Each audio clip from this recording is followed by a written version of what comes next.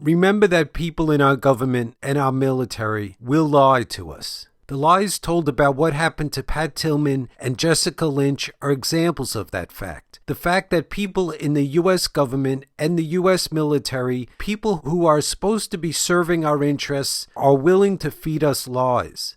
Pat's death at the hands of his comrades is a terrible tragedy.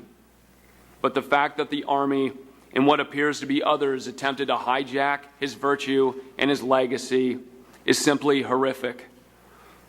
The least this country can do for him in return is to uncover who is responsible for his death, who lied and covered it up, and who instigated those lies and benefited from them. Then ensure that justice is meted out to the culpable. Pat and these other soldiers volunteered to put their lives on the line for this country. Anything less than the truth is a betrayal of those values that all soldiers who have fought for this nation have sought to uphold. Lies were told to the American people, and we haven't seen anybody held accountable for that. Listen to Pat Tillman's brother explain that there was an egregious attempt to manipulate the public. The most despicable part of what General Kinzinger told the American public was when he said, quote, "The results of this investigation in no way diminish the bravery and sacrifice displayed by Corporal Tillman," end quote.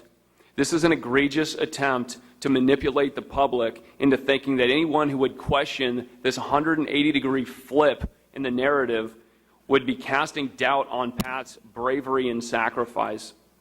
Such questioning says nothing about Pat's bravery and sacrifice, any more than the narrative for Jessica diminishes her bravery and sacrifice. It does, however, say a lot about the powers who perpetrated this. Keep in mind that people working in the U.S. military outright invented lies about Jessica Lynch's story, too. I had the good fortune and opportunity to come home and to tell the truth. Many soldiers, like Pat Tillman, they did not have that opportunity. The truth of war is not always easy. At my parents' home in Wirt County, West Virginia, it was understaged by media, all repeating the story of the little girl Rambo from the hills of West Virginia who went down fighting. It was not true. I have repeatedly said when asked that if the stories about me helped inspire our troops and rally a nation, then perhaps there was some good. However, I'm still confused as to why they chose to lie and try to make me a legend when the real heroes of my fellow soldiers that day were legendary. It is the time for truth, the whole truth, versus hype and misinformation.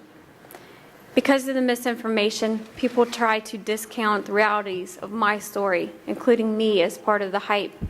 Nothing could be further from the truth. My experiences have caused a personal struggle of all sorts for me. I was given opportunities not extended to my fellow soldiers, and I embraced those opportunities to set the record straight. It is something that I have been doing since 2003, and something that I imagine I will have to do for the rest of my life. I have answered criticisms for being paid to tell my story.